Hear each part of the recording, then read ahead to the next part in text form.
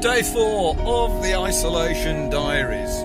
Started off a beautiful day. Actually, would you believe a little bit of frost in the valley first thing this morning? Some of the fields were white over, which was pretty amazing, really. But we're up to about 17, 18 degrees. I'm venturing into the village to do our first shopping foray. Should be interesting.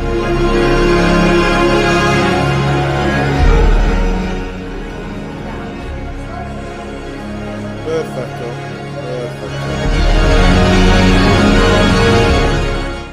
This is the centre, the piazza of the local village Lisciano Nicone, where we live. I've never seen so many Italian flags around. There are just 3. It's not a very big village, and this here behind me is the Comune office where the flags are always flying. But just fantastic to see this sort of national pride and this depth of feeling going on. Great, just been to the local shop, all done, great, got everything I needed, we're all good to go.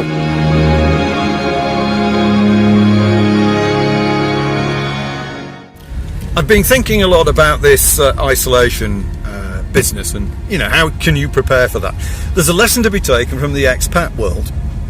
What we see with a lot of expats, and I've been an expat now for about 18 years, is that the massive change of routine from normal life, i.e. your work life, in your home country and so on, to life on the top of a hill, in our case in Umbria. The change is dramatic, but the biggest change is the amount of time that you're going to spend with your better half, as it were.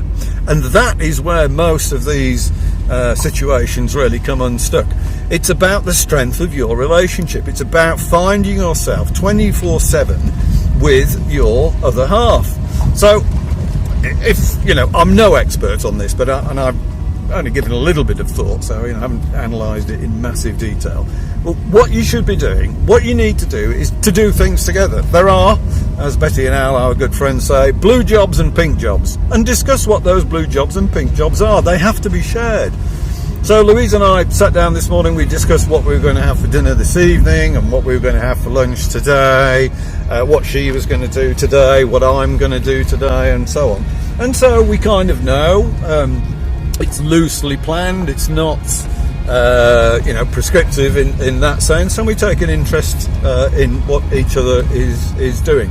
That's the way to do it. It's quite an unusual thing, particularly if you've had, you've both been working or whatever. You've got your own little worlds at work, and then you come home, and as I say, you spend maybe 2 or 3, 4 hours together, and that's it. But most of that's going to be sitting in front of the TV. Work at it. Think about those things. Think about being together, what it is that you're going to do together, how you're going to do it together. But most of all, you've got to do it together. That's the key thing. Do it together, and you'll get through. End of today's lecture.